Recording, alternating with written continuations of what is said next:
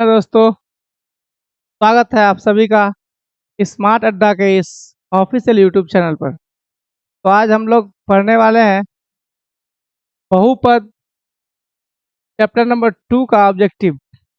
कौन सा chapter number?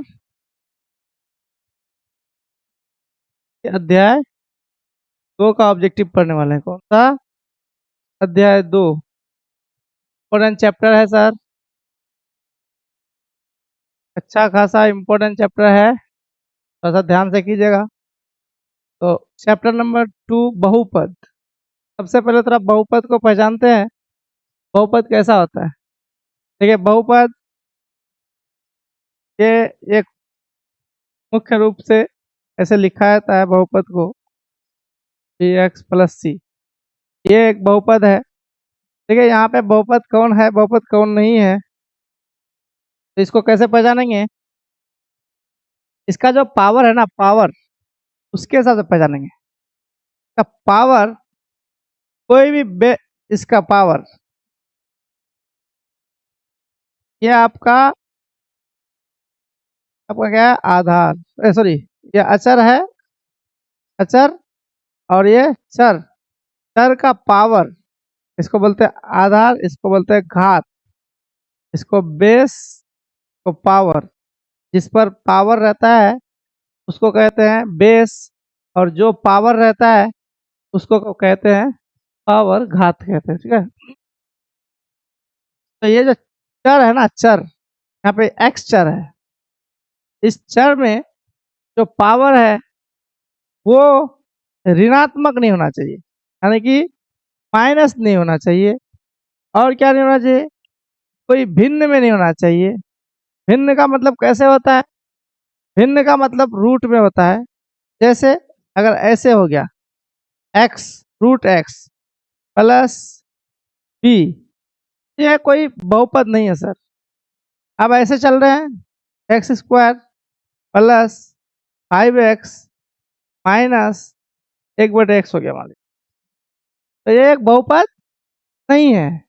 क्यों? इसका पावर, इसको ऊपर ले जाइएगा तो इसका पावर होगा एक्स स्क्वायर प्लस 5x, और प्लस होगा, सॉरी, माइनस है तो माइनस ही रहेगा। ये पावर जो है ना ऋणात्मक हो जाएगा, ऊपर जाएगा पावर क्या हो जाएगा? ऋणात्मक हो जाएगा। पावर जो है ऋणात्मक हो जाएगा, यानी कि 1 हो जाएगा, पावर 1। यहाँ पे कुछ नहीं है तो 1 है, धनात्मक है इसलिए लिखा नहीं गया है। तो बहुपद इसे कहते हैं। बहुपद का पहचान, ये 2 क्वेश्चन आएगा, एक बहुपद कौन है, एक बहुपद कौन नहीं है। बोलेगा 4 ऑप्शन दे देगा, बोलेगा निम्नलिखित में कौन बहुपद है, और बोलेगा निम्नलिखित में कौन बहुपद नहीं है। 2 क्वेश्चन कंफर्म है सर, यानी कि 2 नंबर तो मिनिमम ये बात से आएगा कि निम्नलिखित में कौन बहुपद है, निम्नलिखित में कौन बहुपद नहीं है। तो याद रखिएगा, चर का जो पावर है वो ऋणात्मक नहीं होना चाहिए। चर का जो पावर है वो भिन्न में नहीं होना चाहिए। भिन्न में मतलब 3/2, कुछ भी ऐसा। ठीक है, तो ये नहीं होना चाहिए सर, ये नहीं होना चाहिए। जहां ये नहीं होगा, अब बताइए, ये बताया है कि द्विघात बहुपद एक्स स्क्वायर माइनस 3। कभी कभी हम लोग बच्चे डाउट हो जाता है कि जितना घात होगा, यहाँ 2 घाती बहुपद है, तो क्या 3 घात होना हमेशा जरूरी है? ऐसा नहीं है, बस यहाँ पे घात 2 होना चाहिए जो कि घात है। अगर आपको पूछा जाए कि 2 घाती वाला बहुपद का अधिकतम कितना पद लिखा जा सकता है, तो अधिकतम 3 पद लिखा जा सकता है। कितना पद लिखा जा सकता है? 2 घाती बहुपद का अधिकतम 3 पद लिखा जा सकता है। लेकिन अधिकतम बोले, न्यूनतम का कोई बात नहीं है। न्यूनतम 1 पद भी हो सकता है, न्यूनतम 1 पद भी हो सकता है। 1 पद द्विघाती, 1 पदी वाला है, ये 1 पद हो गया। ये 1 पदी 3 घाती, कितना घात है ये? और कौन सा घात पहचानते हैं हम लोग? बहुपद का जो, उस बहुपद का जो सबसे बड़ा घात होता है वही बहुपद का घात कहलाता है। अब यहाँ देखिए, एक्स स्क्वायर माइनस 3 है, तो इसका पावर 2 है। इसका पावर पता है कितना है? 1 नहीं है, यहाँ मत बोलेगा 1 है। ये आपको बताया कि चर का पावर का बात करते हैं, तो चर का पावर 0 है, यानी कि x नहीं दिख रहा है। जहां पर x नहीं दिख रहा है वहां पावर 0 समझना है, वो 0 पावर है, समझना नहीं है, वहां 0 पावर है। एक्स क्यूब लिख दीजिए और यहाँ पे एक्स स्क्वायर लिख दीजिए प्लस 5 लीजिए। ये कितना घाती बहुपद हुआ? तो ये 3 घाती बहुपद हुआ। कितना घाती? 3 घाती बहुपद हुआ। ठीक है, कितना? तो अब यहाँ दो सवाल होता है कि जितना घात वाला बहुपद होगा, जितना घात वाला बहुपद होगा उससे एक ज्यादा पद होगा। पदों का संख्या अगर पूछे कि दो घाती बहुपद का अधिकतम कितना पद होगा, तो दो घाती बहुपद का क्या घाती का, यानी कि द्विघाती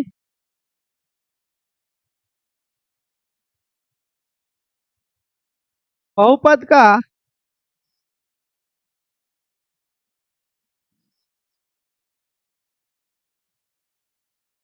अधिकतम या द्विघाती बहुपद को अधिकतम कितने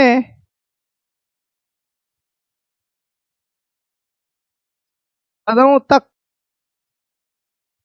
लिखा जा सकता है, लिखा जा सकता है। तो ध्यान रखिएगा, जितना घाती बोलेगा सर, यहाँ से आप दो घाती याद नहीं कीजिएगा, सिर्फ याद रखिएगा जितना घाती। अभी दो घाती बोला है तो अधिकतम 3 पद। अधिकतम कितना पद? 3 पद। अगर एक घाती बोलेगा, यानी एक घाती बहुपद का और एक नाम है एक घाती बहुपद, रैखिक बहुपद। इसको क्या कहते हैं? रैखिक बहुपद। एक घाती बहुपद को रैखिक बहुपद कहते हैं। एक घाती बहुपद को क्या कहते हैं? रैखिक बहुपद कहते हैं। और एक घाती वाला बहुपद का अधिकतम अगर पद लिखा जाए तो 2 पद होगा। कितना पद होगा? 2 पद होगा। अगर एक घाती वाला बहुपद का अधिकतम पद लिखा जाए तो 2 पद होगा। दो घाती वाला बहुपद का अधिकतम पद लिखा जाए तो वो कितना पद होगा? 3 पद होगा। 3 घाती, यहाँ अगर 3 घाती कर दिया जाए, 3 घाती बहुपद का अधिकतम कितना पद लिखा जाएगा? 4 पद लिखा जाएगा। तो इस बात से पता है चला और मालूम यह होता है कि जितना घात बोलेगा उससे एक अधिक पद होगा। अगर पदों का अधिकतम संख्या पूछा जाए आपसे तो जितना घात बोलेगा ना सर, अगर बोलेगा 2 घाती तो अधिकतम कितना पद, उससे एक प्लस कर दीजिए 3 पद। अगर बोलेगा 3 घाती तो अधिकतम कितना पद? 4 पद। कितना पद? 4 पद। तो जितना घात बोलेगा याद रखिएगा, जितना घात बोलेगा उससे एक ज्यादा पद। और अब यहाँ पे एक दूसरी बात और आता है कि घात, दो घाती वाला बहुपद का शून्यांकों की संख्या कितनी हो सकती है? दो घात वाले बहुपद का शून्यांकों की संख्या कितनी हो सकती है? तो शून्यांक याद रखिएगा, जितना घात होता है उतना ही शून्यांक होता है। जितना घात होता है उतना ही शून्यांक होता है सर। दो घात, अगर घात बोले तो शून्यांक भी क्या होगा सर? शून्यांक भी कितना होगा सर? 2। घात अगर 3 बोले तो शून्यांक कितना होगा सर? 3। घात अगर 4 बोले तो शून्यांक कितना होगा सर? 4। घात अगर 1 बोले शून्यांक कितना होगा सर? शून्यांक भी 1। शून्यांक का मतलब होता है बच्चों x का मान। किसका मान? x का मान। जिसमें बहुपद रहेगा उस चर का मान। अगर यहाँ पे ऐसे लिख दें तो आप बोलेंगे यहाँ पे तो x का मान नहीं निकलेगा, यहाँ किसका मान निकलेगा? y का मान निकलेगा। तो जिस चर में बहुपद रहेगा उसका मान निकालने को हम लोग शून्यांक कहते हैं। क्या कहते हैं? शून्यांक कहते हैं सर। तो याद रखिएगा, 2 बातें, 3 बातें आपको बताया गया, तो तीनों बातें एग्जाम में जरूर पूछा जाता है सर। 10th क्लास का ऑब्जेक्टिव में ये बातें आपको जरूर पूछी जाएगी सर। ठीक है, तो अभी बात कर रहे थे, चलिए यहाँ पे बताए द्विघात बहुपद एक्स स्क्वायर माइनस 3 के शून्यांक होंगे। यहाँ देखिए एक्स स्क्वायर माइनस 3 के शून्यांक क्या होंगे? यहाँ दो घाती बहुपद है तो शून्यांक कितना निकलेगा सर? आपको पता है कि शून्यांक शून्यांक जितना घात होगा उतना ही होगा सर। एक्स स्क्वायर माइनस 3 कितना घात है? 2 घात है। कितना घात है? 2 घात है। शून्यंक कितना निकलेगा? शून्यंक भी 2 ही निकलेगा सर। तो चलिए इसको अगर आप जैसे बनाना चाहें बना लीजिए। इसको ये पी ऑफ एक्स यानी कि किसमें बहुपद है? पी ऑफ एक्स में। तो मान लीजिए माना पी ऑफ एक्स बराबर 0 मान लीजिए, एक्स स्क्वायर माइनस 3 बराबर क्या हो गया? 0 हो गया। अब याद की कुछ भी ऐसे भी कर सकते हैं आप, अपने तरीके से भी बना सकते हैं और शॉर्टकट भी करा सकते हैं। क्यों? क्योंकि ये ऑब्जेक्टिव है सर। ऑब्जेक्टिव को आप जैसे जल्दी हो ऐसे बना लीजिए। एक्स स्क्वायर बराबर ये माइनस में 3 है, उधर जाएगा क्या होगा? प्लस हो जाएगा। ये रूट में जो है ये जो पावर है इधर तो उधर जाके क्या होगा? रूट चलेगा। अब देखिए 3 का कुछ निकलेगा नहीं, आप जानते हैं, लेकिन ये अगर संख्या है रूट में तो इसका मतलब ये प्लस में भी 3 हो सकता है और माइनस में भी 3 हो सकता है। यानी कि √3 और माइनस √3 ये 2 मान होगा सर। आपको पहले बताया गया था कि 2 घाती वाले बहुपद का शून्यांकों की संख्या कितना होता है? 2।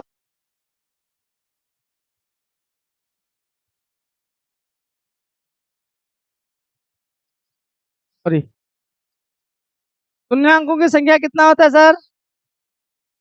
2 घाती वाला बहुपद का शून्यांकों की संख्या 2 होती है। ठीक है, चलिए इसका ऑप्शन नीचे दिया हुआ होगा सर। तो 3 √3 माइनस 3 √3 माइनस √3 √3 माइनस √3। देखिए 3 नहीं होगा सर, 3 नहीं होगा, दोनों माइनस में नहीं होगा और ये तो होगा ही नहीं। ये रूट एक ठो माइनस एक ठो प्लस, रूट में एक ठो माइनस एक ठो प्लस, एक ठो माइनस एक ठो प्लस। शून्यांक शून्यांक 4 7 वाले द्विघात बहुपद के बहुपदों की संख्या होगी। बोला 2 शून्यांक दिया हुआ है, एक 4 दिया हुआ है, एक 7 दिया हुआ है। इसके बहुपदों की संख्या कितनी हो सकती है? तो चलिए देखते हैं। एक ऐसे कुछ लिख देते हैं, इसका जो बहुपद है ये शून्यांक है तो इसका मतलब x माइनस 4 हुआ होगा और क्या होगा? x माइनस 7 हुआ होगा। यहाँ कोई कांस्टेंट से गुणा कर दीजिए। ठीक है सर, यहाँ कोई कांस्टेंट से गुणा कर दीजिए। तो ध्यान दीजिए कि यहाँ पे k का मान कुछ भी हो सकता है। जीरो को छोड़ करके हर बार अलग अलग लीजिए, हर बार अलग अलग बहुपद बनेगा। जितना बार लीजिएगा, जितने संख्या लीजिएगा तो इसका मतलब 2 तो नहीं होगा, 3 भी नहीं होगा, 4 भी नहीं होगा, क्या होगा? क्या आपको तो बोले के जितना संख्या है सबको बारी बारी से लीजिए और अलग अलग बहुपद बनेगा। तो अलग अलग लेने में क्या हर्ज है? तो इसका मतलब पता है चला, मालूम है हुआ कि डी नंबर क्या है सर? आंसर है आपका क्या नंबर है? D number. लास्ट तक सेशन पे बने रहिए, बहुत ही ज्यादा ये जो क्वेश्चन है आपका इम्पोर्टेंट क्वेश्चन है सर, बहुत ज्यादा इम्पोर्टेंट है और आपको ट्रिक के माध्यम से बताया जाएगा। ध्यान दीजिए, बहुपद a x square plus b x plus c बराबर क्या हुआ? ए देखिए यहाँ ए बहुपद है a x square plus b x plus c, a बराबर नॉट इक्वल टू 0, मतलब ए बराबर क्या होगा? 0 के बराबर नहीं होगा। ठीक है सर, ए ए अगर मतलब 0 से ए का मान क्या होगा? ए का मान अगर बड़ा होगा 0 से, ठीक है, और ए अगर बड़ा होगा ए अगर बड़ा होगा ए का मान 0, ए का मान बड़ा होगा 0 से, या खाली ए का मान अगर 0 नहीं होगा यहाँ पे तो ये क्या हो जाए सर? ये परवलय हो जाएगा। ए का मान अगर 0 नहीं होगा, दिखाती रहेगा तो परवलय होगा सर। वो क्या होगा? बी नंबर आंसर होगा। ठीक है, सॉरी सर।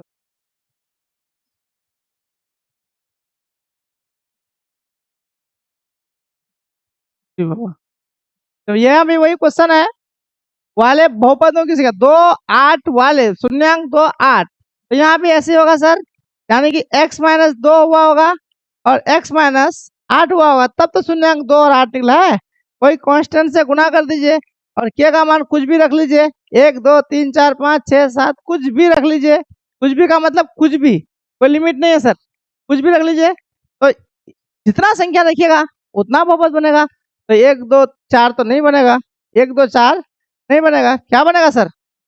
अनगिनत बनेगा, अनलिमिटेड बनेगा सर। चलिए आगे।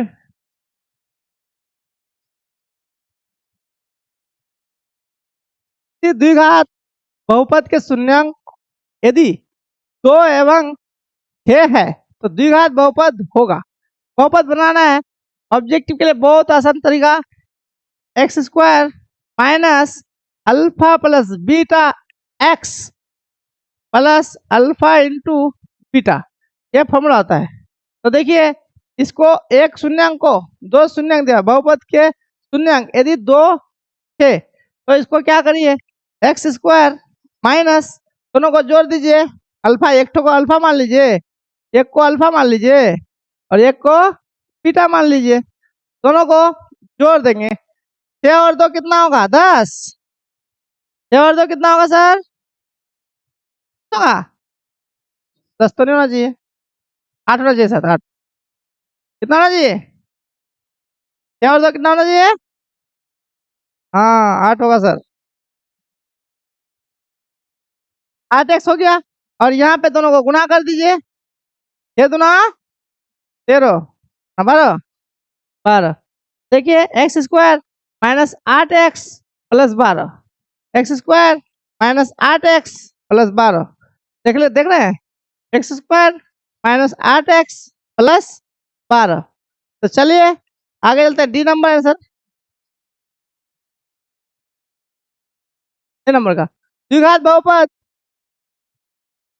Y square plus 16y plus 55। आप गुणनखंड जानते होंगे, इसमें हम नहीं जाएंगे, आपको बगैर गुणनखंड किए हुए अभी आपको आंसर देंगे और आपको सभी ऑब्जेक्टिव में ऐसे ही निकालना है। क्या बोल रहा है कि शून्यांकों शून्यांक द्विघात बहुपद Y square plus 16y plus 55 के शून्यांक हैं, तो क्या है? देखिए सर यहाँ पे इसको गुणनखंड करना है, आप जानते हैं, और जोड़ करके घटा करके जिस जैसे आए ये लाना चाहिए इसको गुणनखंड करके। तो 55 का अभाज्य गुणनखंड 5 एकम 5 5 एकम 5 यानी कि 11 5 55 होता है। अब ध्यान दीजिए यहाँ पे वाई स्क्वायर प्लस, आपको पता है 11y प्लस 5y अगर जोड़ेंगे तो कितना आएगा सर? 16y आएगा सर। 11y और 5y जोड़ेंगे तो कितना आएगा? 16y आएगा शायद, जोड़ लीजिएगा कैलकुलेटर में, ठीक है सर। 16y आ गया। अब इसको 16y जो आया तो देखिए यहाँ पे ध्यान दीजिएगा, उतना दिमाग नहीं लगाइएगा, खर्चा नहीं कीजिएगा, दिमाग को रखिएगा, बाद में दूसरा काम आएगा, ठीक है। और भी एग्जाम देना है और हार्ड क्वेश्चन आएगा, इसको स्मार्ट डिवीजन में आसानी से बना लीजिए। देखिए ये पता है यहाँ पे सब प्लस है, सब अगर प्लस है तो कभी माइनस नहीं होगा सर, कभी कभी कहीं माइनस होता है तो प्लस हो जाता है, लेकिन प्लस होने से माइनस नहीं होता सर, ध्यान रखिएगा, ठीक है। जैसे अगर कोई मॉडुलस में साइन, मॉडुलस का साइन लगा हुआ है और यहाँ ऐसे लगाए और इसका मान निकालें तो ये 5 हो जाता है, लेकिन ऐसा कभी नहीं होगा सर कि प्लस वाला है तो यहाँ पे बाद में माइनस होता है, ऐसा नहीं होता है सर, ठीक है।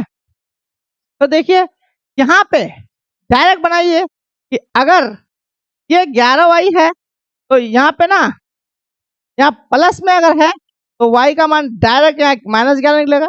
अगर यहाँ 5y है, y का मान अगर प्लस में है तो y का मान माइनस में डायरेक्ट निकलेगा सर 5। ध्यान दीजिए। अब आप बोलेगा सर ये वाला ऐसा है क्या, ऋणात्मक, दोनों क्या हुआ, दोनों क्या हुआ सर, क्या बोला था, शून्य है, तो ऑप्शन के सब चलना है, बोला नहीं था कि ऋणात्मक धनात्मक, कुछ ऐसा बोला नहीं था। तो हम लोग ध्यान देंगे ऑप्शन में, दोनों ऋणात्मक, दोनों धनात्मक, एक धनात्मक था दूसरा ऋणात्मक, तो बोल रहा है देख लीजिए आपके सामने है, देख लीजिए आँख खोल के देख लीजिए, दोनों क्या है -11 -5, दोनों क्या है, माइनस वाले को ऋणात्मक कहते हैं सर, हिंदी में हम लोग ऋणात्मक कहते हैं, बोल बोल के आदत है, माइनस माइनस दोनों क्या निकलेगा, ऋणात्मक, क्योंकि यहाँ पे धनात्मक आएगा तो उधर ले जाएंगे तो शून्यांक निकलेगा ऋणात्मक।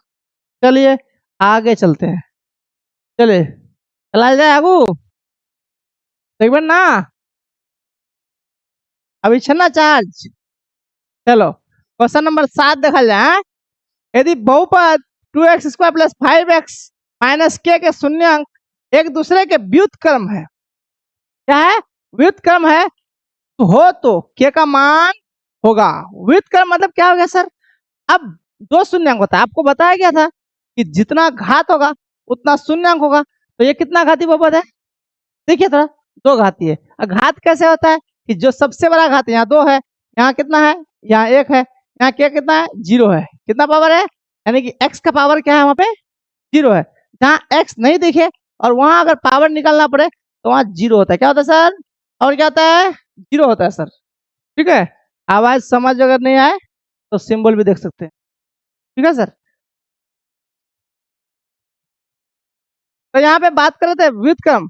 व्युत्क्रम का मतलब हुआ एक अगर अल्फा है तो दूसरा हो जाएगा उसका सीधा व्युत्क्रम, माने उल्टा हो गया। एक अगर 5 है, क्या है? 5 है, तो दूसरा हो गया 1/5।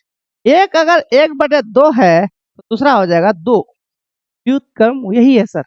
व्युत्क्रम क्या है सर? यही है, उल्टा है, जितना है। हाँ, अगर मैं तंजिल हूं, अगर मैं तंजिल हूं तो उसका व्युत्क्रम क्या होगा?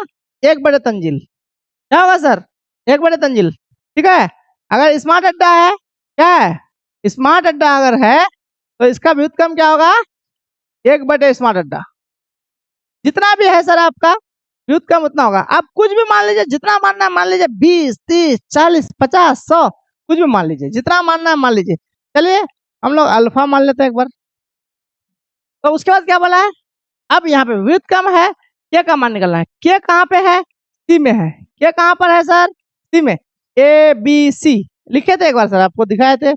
ए x square plus b x square plus c लिखे थे। तो यहाँ देखिए सी में है। के कहाँ है? सी में है। तो अब यहाँ पे सी में क्या होता है? शून्यांकों का गुणनफल बराबर होता है सी बटे शून्यांकों का गुणनफल बराबर क्या होता है? सी बटे ए होता है। तो शून्यांकों का गुणनफल, एक शून्यांक क्या है? अगर अल्फा है, दूसरा उसका व्युत्क्रम है, तो व्युत्क्रम अगर है तो उसका 1/अल्फा हो जाएगा, बराबर क्या होता है? सी बटे, फॉर्मूला क्या होता है? सी बटे ए। सी बटे ए होता है सर। क्या होता है? सी बटे ए होता है। तो देखिए इसको, अब ये बटे का गुना में है तो अल्फा अल्फा खत्म, ये क्या बच गया? 1 बच गया। इधर ये 2 जो भागा में है, इधर आके गुना हो जाएगा, इधर क्या होगा? माइनस के। तो माइनस के बराबर 2 नहीं होता है, -2 बराबर के लिखना होगा आप इसको। 2 एकम 2, 2 एकम 2, और माइनस कैसे हुआ ये माइनस? दोनों तरफ माइनस से गुना कर दीजिए। दोनों तरफ से क्या कर दीजिए? दोनों तरफ माइनस से गुना कर दीजिए। तो इधर माइनस से गुना कीजिएगा तो माइनस माइनस प्लस, और ये प्लस माइनस माइनस। ठीक है सर, प्लस माइनस माइनस। तो के बराबर आपका कितना आ गया है? तो नहीं होगा, -2 यहाँ पे है बी में, -2 बी में। किसमें? बी में। नहीं भैया, बी में आप कीजिएगा, बी में नहीं। चलिए नेक्स्ट क्वेश्चन चलते हैं। द्विघात बहुपद के शून्यांकों की संख्या कितनी होती है? बहुत आसान क्वेश्चन पूछ लिया भैया। बोले थे जितना घात उतना शून्यांक। क्या बोलते? जितना घात उतना शून्यांक। तो कितना घात बोला है? 2 घात। तो शून्यांक कितना सर? 2 ही ना होगा? बताइए क्या बात करते हैं, ये सब क्वेश्चन पूछेगा स्मार्ट वाले को। चलिए पूछ लिया तो पूछ लिया, आप क्या कर सकते हैं। ठीक है, तो क्या हो जाएगा सर? क्या द्विघात है ना, द्विघात बहुपद के शून्यांकों की संख्या कितनी होती है? तो जितना घात उतना शून्यांक। याद रखिएगा, कितना बार पूछा है देख लीजिए। द्विघात बहुपद x² - 4x - 12 के शून्यांक है। शून्यांक निकालना है तो आसान तरीका आपको बताए थे। देखिए सर, x² + 4x - 12 बराबर 0 करना है, करिए, नहीं तो नहीं करिए, कोई बात नहीं। ऑब्जेक्टिव कुछ भी नहीं करना है, एकदम ध्यान से ऑब्जेक्टिव बना के आना है, और सबसे पहले बना के बैठ रहना है एग्जाम हॉल में। मैथ का ऑब्जेक्टिव सबसे पहले बना के बैठ रहना है। तो बैठे कैसे रहेंगे सर? ये 12 का आवाज गुणन करना तो कर लीजिए, नहीं करना तो कोई बात नहीं। देखिए आपको पता है 6 और 2, ये 2 अगर 2 से चलाएं तो 6 हो जाएगा। चलिए ऐसा ऐसा होगा। तो इसको देखिए 6 और 2, अब यहाँ 4 लाना है। क्या लाना है? 4 लाना सर। तो याद रखिए +6x और -2x। क्यों सर? यहाँ घाटा सीख लीजिए आप आराम से, क्योंकि यहाँ बचना क्या है, 4x बचाना है। और क्या बचाना है? साइन प्लस में बचाना है। क्या बचाना है? प्लस में बचाना है। तो याद रखिएगा हमेशा बड़ा वाला का साइन माइनस होगा, प्लस होगा, सॉरी। जो साइन बचाना है वो बड़ा वाला का साइन वो रखना है। बड़ा वाला साइन क्या रखना है? वही रखना है। तो 6 से 2 जाएगा तो 4 बचेगा, और जो बड़ा वाला का साइन वही होगा। अब आपको बताए थे यहाँ अगर प्लस में है तो ये हो जाएगा माइनस, ये अगर माइनस में है तो ये हो जाएगा प्लस। देखिए -6 + 2 कहाँ है सर? -6 + 2 -6 + 2 -6 + 2 मतलब -6 + 2 हमको लगता है सी में है। चलिए बहुत अच्छा, कैसा लग रहा है सर? मजा आ रहा है कि नहीं मजा? चलो चैनल सब्सक्राइब अगर अभी तक नहीं करिए हन तो सोच के चैनल एक बार सब्सक्राइब कर दो, कम खटात से दबा दे। वाह, लाइक अगर नहीं करिए तो लाइको कर दे, कमेंट तो एकदम करवा भूले न करे ना। ठीक है, चलिए यदि अल्फा और बीटा बहुपद f ऑफ x बराबर x² प्लस x, इधर लास्ट क्वेश्चन क्वेश्चन जाओ। हाँ, x² प्लस x प्लस 1 के मूल हो तो 1/अल्फा मतलब 2 शून्यांक है, द्विघाती बहुपद है, तो शून्यांक कितना निकलेगा? 2 ही ना घात निकलेगा, 2 ही तो शून्यांक निकलेगा ना। अभी तो बताए। चलिए इसको लिखते हैं 1/अल्फा 1/बीटा, इसका तो कोई फॉर्मूला नहीं है। चलिए तो इसका फॉर्मूला पढ़ते हैं। इसको बटे का जोड़ करते हैं सर। क्या करते हैं? बटे का जोड़ करते हैं। अल्फा बीटा इसको भागा करेंगे, भागा क्या करना है, कुछ नहीं कीजिए, रहने दीजिए। नीचे में कुछ कॉमन नहीं था ना, कॉमन जब नहीं होता एलसीएम में बटे का जोड़ में कुछ, तो क्या करते हैं, डायरेक्ट कोना को नहीं गुना कर दीजिए। ये बीटा कर दीजिए, ये अल्फा कर दीजिए। ये क्या हो गया? अल्फा प्लस बीटा बटे अल्फा इंटू बीटा। अब इसका फॉर्मूला होता है सर शून्यांकों का योग, यानी कि अल्फा प्लस बीटा बराबर फॉर्मूला होता है -b बटे ए, और अल्फा इंटू बीटा बराबर होता है c बटे ए होता है। क्या होता है? c बटे ए फॉर्मूला होता है। क्या फॉर्मूला होता है सर? c बटे ए फॉर्मूला होता है।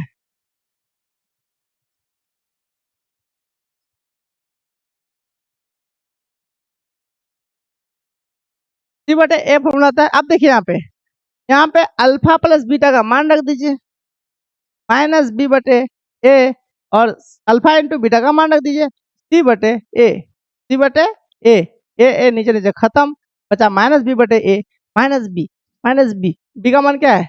1 प्लस में 1, और b बटे -b बटे c -b बटे c का मान भी 1 का मान 1 -1 बटे 1 बराबर -1 बराबर -1। +1 नहीं होगा, 0 नहीं होगा, में से कोई नहीं होगा, क्योंकि बी नंबर आंसर है, तो इनमें से कोई कैसे होगा?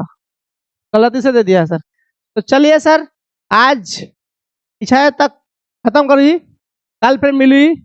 अगला क्वेश्चन आप लोग के लिए हम लोग है, आप लोग के लिए होमवर्क है। क्या है सर? आप लोग के लिए होमवर्क है, तो होमवर्क एकदम करके कमेंट बॉक्स में कमेंट करेंगे आंसर। आसान आसान है, देख लीजिएगा सर, कर पाइएगा ना। अभी ये वाला बताए 10 नंबर हुआ, 10 नंबर जो बताए ना, ये से बनेगा सर। ठीक है, 11 देख लीजिए, 11 नंबर, 12 नंबर, ठीक है सर, 13 नंबर, 14 नंबर, नहीं बनेगा। चलो 13 नंबर तक आपका क्या है? होमवर्क है, याद रखिएगा 13 नंबर तक होमवर्क, 13 नंबर तक होमवर्क, 13 नंबर तक होमवर्क। तो फिर मिलते हैं सर अगला क्लास में। तब तक के लिए आप स्वस्थ रहिए, मस्त रहिए और मस्ती से जिए। और अभी तक अगर चैनल को सब्सक्राइब नहीं किए तो सब्सक्राइब, और लाइक नहीं किए तो लाइक, कमेंट करना तो एकदम भूले नहीं करें। ठीक है, थैंक यू, जय हिंद, जय भारत।